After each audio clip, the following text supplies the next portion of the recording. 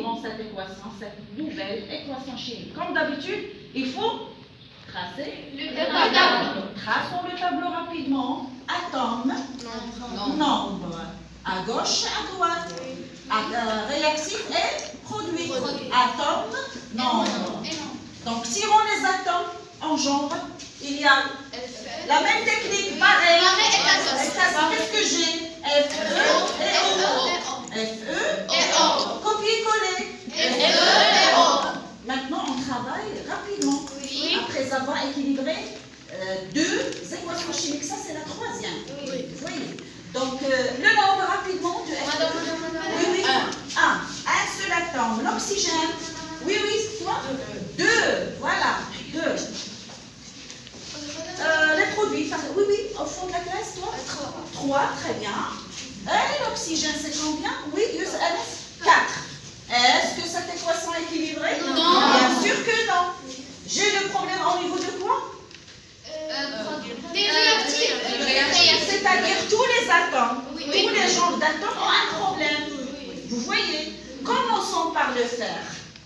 Comme d'habitude, la même question. Où est-ce que j'ai la pauvreté? Madame. Partie réactive, partie produit. La partie réactive. Donc je dois me placer là. Oui. À côté de quoi exactement? Le fer ou bien O2? Oui, le fer. C'est-à-dire là, je dois mettre un nombreux, c'est-à-dire une coefficient stéchiométrique là, ici. Je me suis bien placée. Quel est le nombre qui peut me ramener à 3? Lequel? Les autres, s'il vous plaît. 3, bien sûr que 3. Donc, je vais mettre mon 3 ici. Vous êtes d'accord? Oui. Et je vais vérifier ce qui va se passer avec ce 3. Voilà. Donc, j'ai 3 Fe. Voilà, j'ai mon 3. L'oxygène n'est pas attaqué, j'ai toujours 2. Maintenant, je fais une petite comparaison rapidement. 3, 2, 4. 2, 4? Oui. Le problème Dans les réactifs. c'est O2. Oui.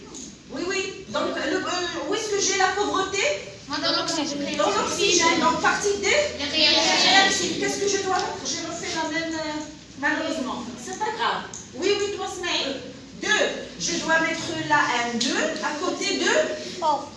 Parce que la pauvreté, j'ai là. Devant le O.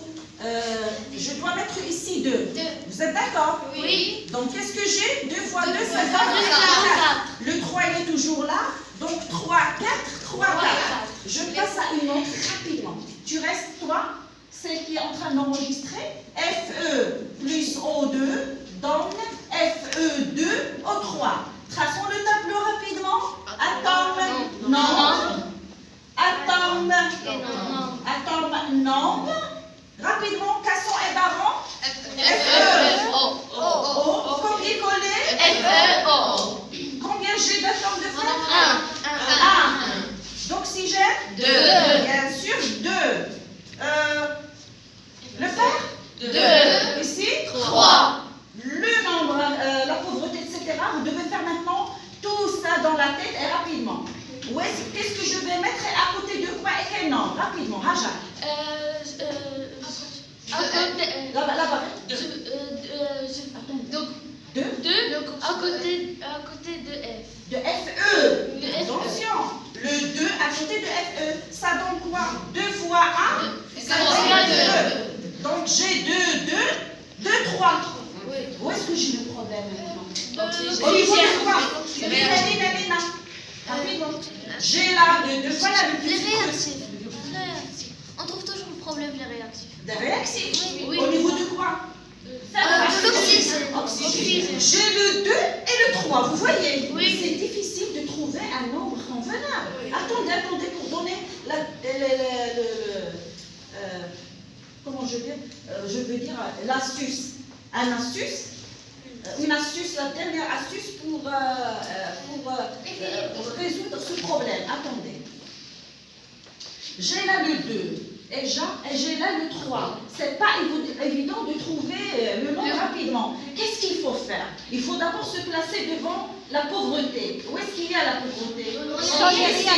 Vous êtes d'accord? Parce que là, j'ai le 2, c'est inférieur à 3. Donc, je dois mettre quelque chose là. Vous êtes d'accord? Donc, rappelez, mettez ça dans la tête. Il faut mettre toujours le plus grand sur le plus petit. Donc, rapidement, 3 divisé par 2. Oui. Vous êtes d'accord? Oui. 3 divisé par 2, ça va résoudre le problème. Et on va vérifier tout de suite. Mettons là du plus grand sur le plus petit. Ça donne combien? 1,5. Attendez, ça donne 3 sur 2. Vous êtes d'accord?